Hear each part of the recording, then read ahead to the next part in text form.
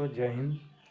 आज second part है बिहार दरोगा का ज्ञान बिंदु जीएस एकेडमी रोशन आनंद सर का। इसमें कहता है कि निर्वाचन आयोग एक अस्थायी संवैधानिक निकाय है। इसका वर्णन संविधान के भाग 5 के अनुच्छेद 324 से लेकर 329 में वर्णित किया गया है। यानी कि इसका जो भाग 15 के अनुसार अनुच्छेद 324 से 329 तक निर्वाचन आयोग के बारे में चर्चा है। आगे देखते हैं। आगे कहता है कि वर्तमान में मान्यता प्राप्त राष्ट्रीय राजनीतिक दल, अगर राष्ट्रीय राजनीतिक दल कुल 9 गो हैं। पहला है भारतीय जनता पार्टी, इसका चुनाव चिन्ह है कमल। अगला है भारतीय राष्ट्रीय कांग्रेस का चुनाव चिन्ह पंजा है, हाथ का पंजा। अगला है तीसरा पॉइंट, भारतीय कम्युनिस्ट दल, इसका चुनाव चिन्ह हंसिया और बाली है। अगला है राष्ट्रवादी कांग्रेस पार्टी का चुनाव चिन्ह है घड़ी। अगला है बहुजन समाज पार्टी का चुनाव चिन्ह हाथी है, लेकिन असम राज्य को छोड़कर। अगला है भारतीय कम्युनिस्ट पार्टी का चुनाव चिन्ह हंसिया हथौड़ा एवं तारा है। अगला है तृणमूल कांग्रेस पार्टी का चुनाव जोड़ा फूल। अगला है नेशनल पीपुल्स पार्टी का चुनाव चिन्ह पुस्तक है। अगला है आम आदमी पार्टी का चुनाव चिन्ह झाड़ू है। अगला क्वेश्चन कहता है 7वां क्वेश्चन कि निम्नलिखित में से किस क्षेत्र में भारत में प्रथम सहकारी आंदोलन का आरंभ हुआ था। मतलब सरकारी आंदोलन का आरंभ कौन से क्षेत्र में हुआ था। इसका सही जवाब हो जाएगा कृषि ऋण। अब इसके बारे में समझते हैं कि भारत में सहकारी आंदोलन का प्रारंभिक चरण कब से कब तक था, तो 1904 से लेकर 1911 तक। अगला पॉइंट कहता है कि वर्ष 1903 ईस्वी में समिति ने अपनी पहली रिपोर्ट प्रस्तुत की तथा वर्ष 1904 ईस्वी में पहला सहकारी ऋण समिति अधिनियम पारित हुआ। यानी कि सहकारी ऋण समिति अधिनियम 1903 में इसका रिपोर्ट दिया गया था और 1904 में इसे पारित किया गया। अगला क्वेश्चन कहता है कि निम्मू बाजगो नामक बांध निम्नलिखित में से कौन सी नदी पर स्थित है। तो निम्मू बाजगो बांध सिंधु नदी पर स्थित है। अब आगे समझते हैं सिंधु नदी पर इसके बारे में कहता है कि पॉइंट दिए, इसका पॉइंट समझ लेते हैं। कहता है कि निम्मू बाजगो नामक बांध सिंधु नदी पर लद्दाख यानी कि जम्मू कश्मीर में स्थित है। यानी कि निम्मू बाजगो जम्मू कश्मीर में स्थित है। अगला पॉइंट कहता है कि कोयना परियोजना जो है वो कोयने नदी पर है, लेकिन महाराष्ट्र में है, और निम्मू बाजगो जम्मू कश्मीर में।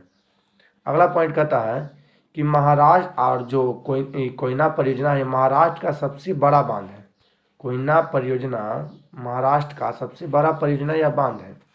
इससे 1920 मेगावाट बिजली उत्पादन होता है। इसका निर्माण 1863 में हुआ था। आगे कहता है कि पेरियार या मुल्ला पेरियार बांध पेरियार नदी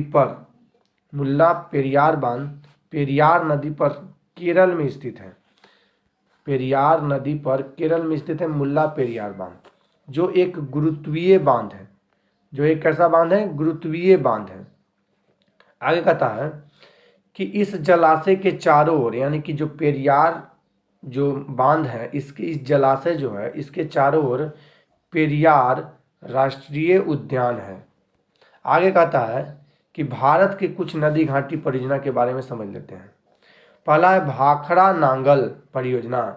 भाखड़ा नांगल परियोजना सतलज नदी पर जो भारत की सबसे बड़ी नदी घाटी परियोजना है, यानी कि बोलेगा कि भारत की सबसे बड़ी नदी घाटी परियोजना कौन है, तो हो जाएगा भाखड़ा नांगल परियोजना, जो सतलज नदी पर हिमाचल प्रदेश में स्थित है। हिमाचल प्रदेश में स्थित है। आगे समझिए, अगला पॉइंट कहता है कि पोंग बांध ब्यास नदी पर है। पोंग बांध ब्यास नदी पर है, जो हिमाचल प्रदेश, पोंग बांध भी कहाँ है, हिमाचल प्रदेश में स्थित है। अगला पॉइंट है उकाई परियोजना। उकाई परियोजना, यह परियोजना गुजरात में, उकाई परियोजना गुजरात में स्थित है और यह ताप्ती नदी पर स्थित है। अगला है बाण सागर परियोजना। बाण सागर परियोजना सोन नदी पर स्थित है। बाण सागर परियोजना सोन नदी पर स्थित है, जो एमपी में यानी कि मध्य प्रदेश में स्थित है। अगला पॉइंट देख लेते हैं। अगला क्वेश्चन है 9वां प्रश्न, किसी वस्तु की कीमत में वृद्धि से क्या अभिप्रेरित है, यानी कि किसी वस्तु में कीमत में वृद्धि से क्या आपको प्राप्त होगा। तो कहता है कि इसका ऑप्शन डी हो जाएगा, मुद्रा के मूल्य में गिरावट और वस्तु के मूल्य में वृद्धि को, मतलब वस्तु की कीमत में वृद्धि से यही तात्पर्य है। इसके पॉइंट समझ लेते हैं। कहता है कि मुद्रास्फीति किसे कहते हैं। मुद्रास्फीति किसे कहते हैं, समझिएगा। जब अर्थव्यवस्था में वस्तुओं एवं सेवाओं की आपूर्ति की अपेक्षा मुद्रा की आपूर्ति अधिक हो जाती है, अर्थात वस्तुओं एवं सेवाओं की आपूर्ति की अपेक्षा उसकी मांग अधिक हो जाती है, मांग अधिक हो जाएगा तो कीमतें सतत रूप से बढ़ती है और मुद्रा का मूल्य घटता है, जिसे मुद्रास्फीति कहते हैं। आगे समझिएगा, कहता है कि मुद्रास्फीति की अवस्था क्या कहलाता है। कहता है कि जब कीमत के समान स्तर पर लगातार वृद्धि होने लगती है तो वह मुद्रास्फीति की अवस्था कहलाती है। लेकिन मुद्रास्फीति की अवस्था जब कीमत समान स्तर में लगातार वृद्धि होने लगा कीमत को, तो उसको मुद्रास्फीति कहते हैं। अगला क्वेश्चन देखते हैं। 10वां क्वेश्चन है, निम्नलिखित में से कौन सी पार्टी या संगठन डॉक्टर अंबेडकर यानी कि भीमराव अंबेडकर, बाबा भीमराव अंबेडकर के द्वारा स्थापित नहीं किया गया था। तो इसमें आंसर हो जाएगा दलित समाज, यानी कि ऑप्शन ए है दलित समाज शोषण मुक्ति मोर्चा मंच को भीमराव अंबेडकर ने नहीं किया था। लेकिन बाकी जो बच गया, समता सैनिक दल, स्वतंत्रता मजदूर संघ और the Republic party of India, इसका स्थापना डॉक्टर भीमराव अंबेडकर ने ही किए थे। लेकिन ये दलित समाज शोषण मुक्ति मोर्चा का स्थापना डॉक्टर भीमराव अंबेडकर नहीं किए थे। चलिए आइए इसके बारे में समझते हैं। इसका पॉइंट कहता है कि डॉक्टर भीमराव अंबेडकर ने 1920 ईस्वी में the all India depressed class federation की स्थापना किए थे। 1920 ईस्वी में the all India depressed class federation की स्थापना भीमराव अंबेडकर ने किए थे। अगला पॉइंट कहता है कि 1924 में बहिष्कृत हितकर्णी सभा की स्थापना, यानी कि बहिष्कृत हितकर्णी सभा की स्थापना डॉक्टर भीमराव अंबेडकर ने 1924 में किए थे। अगला पॉइंट कहता है कि समाज समता संघ की स्थापना, यानी कि समाज समता संघ की स्थापना डॉक्टर भीमराव अंबेडकर ने किए थे। और अगला पॉइंट कहता है कि 1942 ईस्वी में अनुसूचित जाति परिसंघ की स्थापना किए थे डॉक्टर भीमराव अंबेडकर ने। अगला पॉइंट कहता है कि भारतीय रिपब्लिक पार्टी एवं बौद्ध महासभा की स्थापना किए थे। कौन किए थे? डॉक्टर भीमराव अंबेडकर ने किए थे। अगला क्वेश्चन कहता है 11वां क्वेश्चन कि संस्था और संघ बनाने का अधिकार किस प्रकार का अधिकार है। संस्था और संघ बनाने का अधिकार किस प्रकार का अधिकार है। तो ऑप्शन बी हो जाएगा कि केवल नागरिकों के लिए सुनिश्चित स्वतंत्रता का अधिकार है, यानी कि भारत का जो नागरिक है उसे अपना स्वतंत्रता का अधिकार है। आते हैं इसके बारे में पॉइंट समझते हैं। कहता है कि व्यक्तिगत स्वतंत्रता सभी मौलिक अधिकारों में सर्वाधिक महत्वपूर्ण है। इसी को अक्षुण्ण रखने के लिए भारतीय संविधान में अनुच्छेद 19 से 22 तक व्यक्तिगत स्वतंत्रता से संबंधित प्रावधान किए गए हैं, जो मौलिक अधिकारों के भाग का मेरुदंड कहलाता है। यानी कि अनुच्छेद 19 से 22 तक मौलिक अधिकार का मेरुदंड कहलाता है। समझते हैं। अगला कहता है कि अनुच्छेद 19 में 6 तरह की स्वतंत्रता का अधिकार है। अनुच्छेद 19 में 6 तरह की स्वतंत्रता का अधिकार है। जिसमें पहला है अनुच्छेद 19 के ए, जो है बोलने की स्वतंत्रता। कहेगा कि बोलने की स्वतंत्रता या प्रेस की स्वतंत्रता कौन से अनुच्छेद में वर्णन है। तो अनुच्छेद 19 के ए। अगला है दूसरा पॉइंट कि अनुच्छेद 19 के बी कहता है कि शांतिपूर्वक एकत्रित होने और सभा करने की स्वतंत्रता। पहला में है 19 के ए में बोलने की स्वतंत्रता और दूसरा में है शांतिपूर्वक एकत्रित होने और सभा करने की स्वतंत्रता। अगला पॉइंट देख लेते हैं 19 के सी कहता है। तीसरा पॉइंट में 19 के सी में कहता है कि संघ बनाने की स्वतंत्रता। पहला में बोलने की स्वतंत्रता, दूसरा में शांतिपूर्वक एकत्रित होने और सभा करने की स्वतंत्रता और 19 के सी में है संघ बनाने की स्वतंत्रता। अगला देख लेते हैं। अगला पॉइंट चौथा पॉइंट कहता है कि अनुच्छेद 19 के डी कहता है कि देश के किसी भी क्षेत्र में आवागमन की स्वतंत्रता, यानी कि देश के किसी भी क्षेत्र में हम आवाजाही कर सकते हैं, यानी कि वहाँ घूम सकते हैं। इसकी स्वतंत्रता किसमें है? 19 के डी में, यानी कि डी मतलब 4। अगला हो गया पचमा पॉइंट कहता है कि अनुच्छेद 19 के ई में कहता है कि देश के किसी भी क्षेत्र में निवास करने और बसने की स्वतंत्रता अनुच्छेद 19 के ई में है। भारत देश में कहीं निवास करना है या बसना है तो किसमें स्वतंत्रता है? अनुच्छेद 19 के ई में। अगला कहता है कि अनुच्छेद 19 के जी में किसका वर्णन है? तो इसमें कहता है कि कोई भी व्यापार एवं जीविका चलाने की स्वतंत्रता। अब कहीं आप बस गए हैं तो अगला में आपको वहाँ व्यापार करना है। अगला नोट में कहता है कि मूल संविधान में 7 प्रकार के स्वतंत्रता का अधिकार था। यानी कि जब स्टार्टिंग में जब संविधान बना था उस समय 7 प्रकार का स्वतंत्रता का अधिकार, लेकिन अभी फिलहाल 6 है। जिसमें से अनुच्छेद 19 के एफ को, जिसको संपत्ति का अधिकार था, उसको 44वां संविधान संशोधन 1978 के द्वारा हटा दिया गया था तथा उसको मतलब 19 के एफ को अनुच्छेद 300 के क के अंतर्गत एक कानूनी अधिकार के रूप में दर्जा दिया गया। आगे देखते हैं। अगला क्वेश्चन है कि ओजोन छिद्र से क्या तात्पर्य है? ओजोन छिद्र से क्या तात्पर्य है? तो कहता है कि समताप मंडल में ओजोन परत की मोटाई का कम होना ही ओजोन छिद्र कहलाता है। आइए इसके बारे में पॉइंट समझ लेते हैं। कहता है कि ओजोन छिद्र का तात्पर्य ओजोन परत का अवक्षय होना होता है, जो समताप मंडल के ऊपरी भाग में पाई जाने वाली ओजोन परत सूर्य के पराबैंगनी किरणों को अवशोषित करती है। इन कारण से आँखों के रोग, त्वचा कैंसर होने का खतरा रहता है।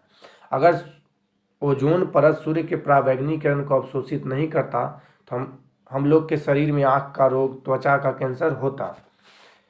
आगे कहता है कि कृषि एवं जलवायु पर भी इसका बुरा प्रभाव पड़ता। अगर ओजोन परत नहीं रहेगा तो जो सूर्य से जो पराबैंगनी किरण आएगा उससे त्वचा का कैंसर, आँख का रोग, कृषि एवं जलवायु पर भी इसका असर पड़ सकता है। अगला पॉइंट कहता है कि ओजोन परत से सूर्य की पराबैंगनी किरणों को 70 से 90% तरंगें छन जाती है। यानी कि ओजोन परत से जो सूर्य की पराबैंगनी किरण आती है उसका 70 से 90% जो पराबैंगनी किरण आता है उसको ऊपर में ही वो छान लेता है। अगला पॉइंट कहता है कि ओजोन परत में छिद्र सर्वप्रथम फोरमैन के द्वारा 1973 ईस्वी में अंटार्कटिका के ऊपर देखा गया था। ओजोन परत में छिद्र सर्वप्रथम कौन देखा था? तो फोरमैन ने। कब देखे थे? 1973 में। कहाँ देखे थे? तो अंटार्कटिका में।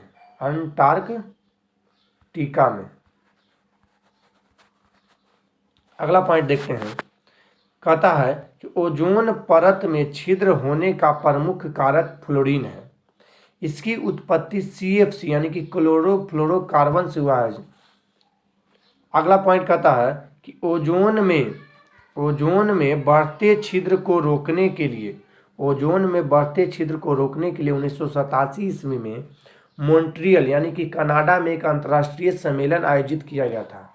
क्वेश्चन पूछता है कि मॉन्ट्रियल प्रोटोकॉल किस चीज़ से संबंधित है? तो ओजोन से संबंधित है, जिसकी स्थापना मतलब जो सम्मेलन, पहला सम्मेलन कब हुआ था? 1987 में मॉन्ट्रियल में हुआ था, जो कनाडा में स्थित है। अगला क्वेश्चन देख लेते हैं। अगला क्वेश्चन कहता है कि 13वां क्वेश्चन कि संयुक्त राष्ट्र संघ दिवस कब मनाया जाता है? तो संयुक्त राष्ट्र संघ दिवस 24 अक्टूबर को मनाया जाता है। इसमें समझ जाते हैं कि संयुक्त राष्ट्र संघ की स्थापना 24 अक्टूबर 1945 ईस्वी को हुआ था, इसीलिए संयुक्त राष्ट्र संघ दिवस 24 अक्टूबर को मनाया जाता है। आगे कहता है कि संयुक्त राष्ट्र संघ का मुख्यालय न्यूयॉर्क शहर में स्थित है। यानी कि संयुक्त राष्ट्र संघ का मुख्यालय कहाँ हो गया? न्यूयॉर्क में। अगला पॉइंट समझते हैं। कहता है कि संयुक्त राष्ट्र संघ की कार्य करने की भाषा 2 है। ऐसे इसका टोटल भाषा 6 है, लेकिन इसका जो कार्य करने का भाषा है वो सिर्फ 2 है, अंग्रेजी और फ्रेंच। और जो 4 भाषाएं अंग है जिसको संघ की मान्यता प्राप्त है, वह है चीनी, रसियन, अरबी और स्पेनिश। ऐसे कुल 6 भाषा हैं, जिसमें पहला हो गया अंग्रेजी, फ्रेंच, चीनी, रसियन, अरबी और स्पेनिश। लेकिन ये जो दो भाषा हो गया अंग्रेजी और फ्रेंच, जिसमें संयुक्त राष्ट्र संघ की जो वहाँ की कार्य करने की जो भाषा है जो अंग्रेजी और फ्रेंच है। अगला पॉइंट समझते हैं। कहता है अगला पॉइंट में कि संयुक्त राष्ट्र संघ के अंग इसके कितने, मतलब संयुक्त राष्ट्र संघ के कितने अंग हैं? तो संयुक्त राष्ट्र संघ के कुल 6 अंग हैं। इसमें पहला है महासभा, दूसरा सुरक्षा परिषद, तीसरा आर्थिक एवं सामाजिक परिषद, चौथा परन्यास परिषद, पांचवा अंतर्राष्ट्रीय न्यायालय और छठा सचिवालय है। संयुक्त राष्ट्र संघ के कुल 6 अंग हैं। आगे कहता है कि वर्तमान में संयुक्त राष्ट्र महासभा के 77वें अध्यक्ष सावा करोसी, वर्तमान में संयुक्त राष्ट्र महासभा के 77वें अध्यक्ष सावा करोसी जो है वो हंगरी के हैं। सावा करोसी कहाँ के हो गए? हंगरी के हो गए। अगला पॉइंट कहता है कि संयुक्त राष्ट्र संघ के वर्तमान महासचिव कौन है? यानी कि अभी वर्तमान में महासचिव कौन है? तो एंटोनियो गुटारेस कहाँ के हैं? पुर्तगाल के हैं। आगे समझते हैं। अगला क्वेश्चन देखते हैं। अगला क्वेश्चन कहता है कि सूची 1 तथा सूची 2 को सुमेलित कीजिए और कुट भाषा का प्रयोग कीजिए। जो सही उत्तर है उसको चुनना है। पहला कर रहा है इंद्रावती, इसका सही जवाब हो जाएगा ऑप्शन सी, 1 के 4। यानी कि कहने का मतलब कि इंद्रावती जो अभ्यारण्य है वो कौन से राज्य से संबंधित है? तो इंद्रावती अभ्यारण्य छत्तीसगढ़ राज्य से संबंधित है। अगला है पेरियार केरल राज्य से संबंधित है। अगला है सिमलीपाल। सिमलीपाल उड़ीसा में है। सिमलीपाल राष्ट्रीय उद्यान उड़ीसा में स्थित है। अगला है बांदीपुर। बांदीपुर कर्नाटक में स्थित है। बांदीपुर कहाँ है? कर्नाटक में। आगे देख लेते हैं इसके बारे में। कहता है कि पेरियार अभ्यारण्य, पेरियार राष्ट्रीय उद्यान केरल के इडुक्की में स्थित है। क्वेश्चन पूछता है कि पेरियार अभ्यारण्य, अभी पीछे बताए थे कि मुल्ला पेरियार बांध कौन सी नदी पर है? पेरियार नदी पर है। यहाँ पेरियार अभ्यारण्य इडुक्की स्थित एक महत्वपूर्ण बाघ और हाथी आरक्षित क्षेत्र है। यानी कि पेरियार राष्ट्रीय उद्यान में बाघ और हाथी को ज़्यादा मान्यता दिया गया है, मतलब ज़्यादा वहाँ पे मिलता है। अगला पॉइंट कहता है कि इंदिरावती राष्ट्रीय उद्यान। इंदिरावती राष्ट्रीय उद्यान भारत के छत्तीसगढ़ राज्य के बीजापुर जिले में स्थित एक राष्ट्रीय उद्यान है। इंदिरावती राष्ट्रीय उद्यान भारत के छत्तीसगढ़ राज्य के बीजापुर जिले में स्थित एक राष्ट्रीय उद्यान है जो 1983 ईस्वी में इसे टाइगर रिजर्व घोषित किया गया। तो इंदिरावती कहाँ हो गया? छत्तीसगढ़ में। छत्तीसगढ़ में कहाँ? तो बीजापुर जिला में। छत्तीसगढ़ के बीजापुर जिला। अगला पॉइंट कहता है कि सिमलीपाल राष्ट्रीय उद्यान भारत के उड़ीसा राज्य के मयूरभंज जिले में स्थित एक राष्ट्रीय उद्यान है तथा यह एक हाथी अभ्यारण्य है। यानी कि सिमलीपाल किसके लिए प्रसिद्ध है? तो हाथी के लिए प्रसिद्ध है, जो भारत के उड़ीसा राज्य के मयूरभंज जिले में स्थित है। अगला है बांदीपुर राष्ट्रीय उद्यान, जो दक्षिण भारत के कर्नाटक राज्य में स्थित। यह प्रोजेक्ट टाइगर के तहत सन 1974 ईस्वी में एक टाइगर रिजर्व के रूप में इसे घोषित किया गया था। बांदीपुर राष्ट्रीय उद्यान कर्नाटक में है। आगे देख लेते हैं। इसमें जो बांदीपुर राष्ट्रीय उद्यान है उसमें शुष्क पर्णपाती वन प्रमुख है। अगला पॉइंट कहता है कि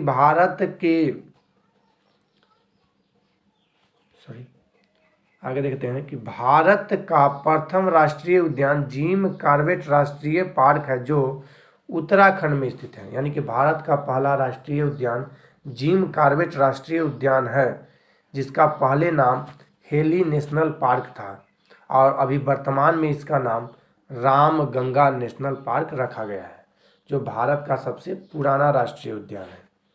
यह पहला।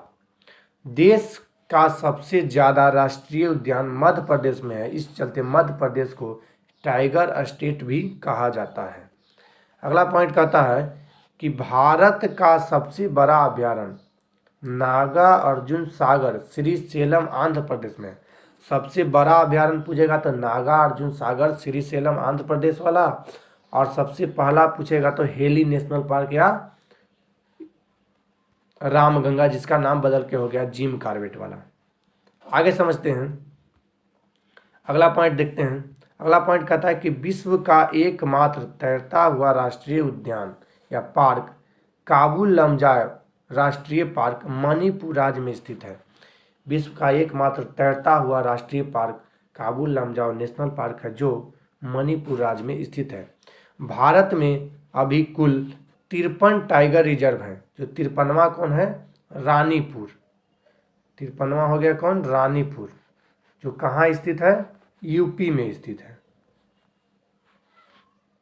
आगे पॉइंट समझते हैं कि भारत के 14 बाघ अभ्यारण्य को वैश्विक संरक्षण मानकों के मान्यता जुलाई 2021 में मिला है। अगला क्वेश्चन देखते हैं। 15वां क्वेश्चन है, कौन सा संयंत्र, यानी कि 15वां क्वेश्चन कहता है कौन सा संयंत्र तरल पदार्थों के विशिष्ट गुरुत्व को मापता है? तो तरल पदार्थ के विशिष्ट गुरुत्व को मापता है हाइड्रोमीटर। हाइड्रोमीटर, चलिए इसके बारे में समझते हैं। कहता है कि हाइड्रोमीटर द्रव्यमापी के आधार किसी द्रव का अपेक्षिक घनत्व मापता है। यानी कि अपेक्षिक घनत्व को किससे मापा जाता है? तो हाइड्रोमीटर से। आगे कहता है कि अगला पॉइंट कि हाइग्रोमीटर के द्वारा वायुमंडलीय आर्द्रता को मापा जाता है। अगला कहता है कि हिप्सोमीटर के द्वारा समुद्र तल से ऊंचाई ज्ञात किया जाता है। समुद्र तल से ऊंचाई ज्ञात करने के लिए हिप्सोमीटर का प्रयोग किया जाता है। अगला पॉइंट कहता है कि ग्रेविमीटर एक वैज्ञानिक उपकरण है, इसके द्वारा पानी की सतह पर तेल की उपस्थिति ज्ञात की जाती है। ग्रेविमीटर से पानी की सतह पर जो तेल की उपस्थिति पता चलता है वो ग्रेविमीटर के द्वारा पता लगाया जाता है। अगला क्वेश्चन है 16वां, सूची फर्स्ट को सूची सेकंड से सुमेलित कीजिए। इसका सही जवाब हो गया ऑप्शन ए है। कहता है कि रेलवे उपकरण, ऑप्शन ए में कहता है रेलवे उपकरण कहाँ बनाया जाता है, तो हो जाएगा भिलाई में। कहाँ हो जाएगा? भिलाई में। अगला है मोटर वाहन, बी में है मोटर वाहन। मोटर वाहन 4 नंबर यानी कि जबलपुर। आगे पोत निर्माण यानी कि सी के हो गया 1 नंबर यानी कि कोच्चि। अगला कह रहा है कि साइकिल कहाँ मतलब ज़्यादातर कहाँ बनता है, तो साइकिल हो गया कहाँ? लुधियाना। ठीक है, मिलते हैं अगले क्वेश्चन से। Thank you.